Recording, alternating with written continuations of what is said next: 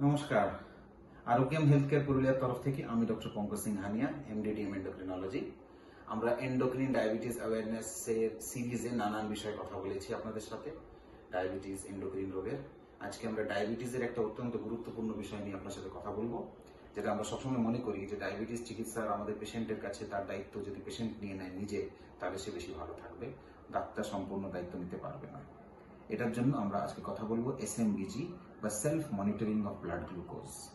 আমরা সবাই জানি যে ব্লাড দিয়ে ল্যাবরেটরিতে ফাস্টিং পিপি ব্লাড সুগার টেস্ট করা যায়, অন্য প্রয়োজনীয় অন্য গ্লুকোজ টেস্ট ব্লাড টেস্টও করা যায়, কিন্তু ফিঙ্গার প্রিক করে যে টেস্টটা বাড়িতে করা হয় গ্লুকোমিটার মেশিনের সাহায্যে, সেটাকে বলা হয় self monitoring of blood glucose. এটার বিষয়ে কয়েকটা গুরুত্বপূর্ণ কথা আজকে আমরা আলোচনা করব। প্রথম কথা, যেগুলো স্ট্যান্ডার্ড গ্লুকোমিটার বাজারে অ্যাভেলেবেল আছেন, এগুলো সবকটা গ্লুকোমিটার কিন্তু স্ট্যান্ডার্ডাইজড হওয়ার পরই মার্কেটে বিক্রি হচ্ছে, তাই গ্লুকোমিটারের উপর অযথা সন্দেহ করবেন না। গ্লুকোমিটারের রেকর্ডিং এর সাথে একটা গ্লুকোমিটার অন্যটার সাথে ম্যাচ নাও করতে পারে, একটা গ্লুকোমিটারের রেকর্ডিং আপনার ব্লাড দিয়ে টেস্ট করা গ্লুকোজ ভ্যালুর সাথে ম্যাচ নাও করতে পারে। সেটা কিন্তু গুরুত্বপূর্ণ নয়। গুরুত্বপূর্ণ হলো আপনি গ্লুকোমিটারে টেস্ট করে যে ট্রেন্ড আপনার ব্লাড গ্লুকোজের মধ্যে দেখছেন, বাড়া কমার ব্যাপারটা বুঝতে পারছেন, টার্গেটগুলো সেট করতে পারছেন, সেগুলো হলো ইম্পর্টেন্ট।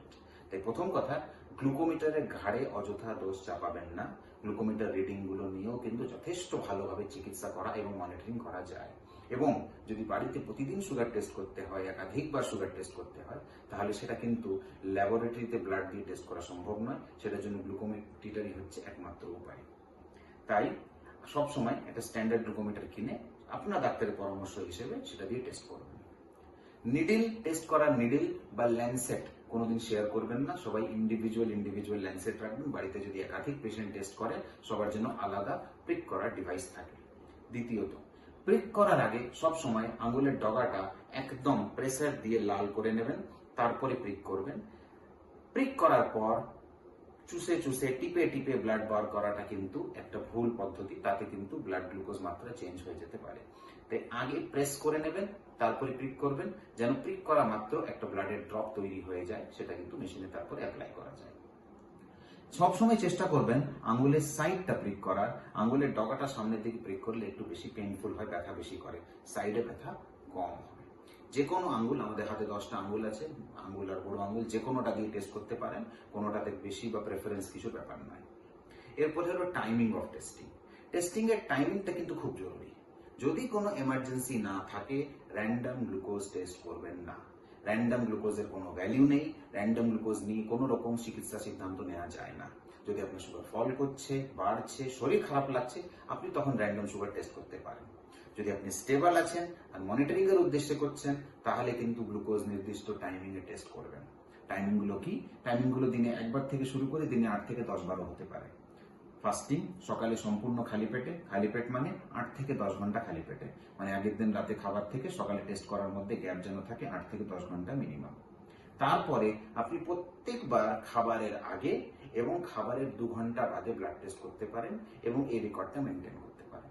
যদি প্রয়োজন মনে হয়, যদি রাতের দিকে সুগার ফল করার একটা ভয় বা আশঙ্কা থাকে, বা সেখানে কিছু গবেষণা করার আপনার ডাক্তার বলেছেন, তাহলে কিন্তু মাঝরাতে বা রাত 3টের সময় সুগার টেস্ট করা যায়, যখন কিন্তু ধরা পড়বে সেই মুহূর্তে সুগার বাড়ছে না কমছে। এই সমস্ত টেস্টিং করে আপনি কিন্তু একটা চার্ট বা একটা কাগজের মধ্যে মেনটেন করতে পারেন, ডেট লিখে লিখে।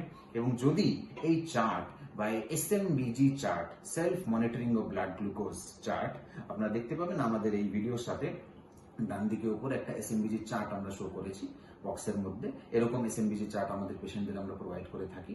আপনারা যখনই আমাদের কাছে আসবেন, একটা এসএমবিজি চার্ট আপনাদের দেওয়া হবে, যদি আপনার ডায়াবেটিস মনিটরিং লাগে কিংবা আপনি চেয়ে নেবেন।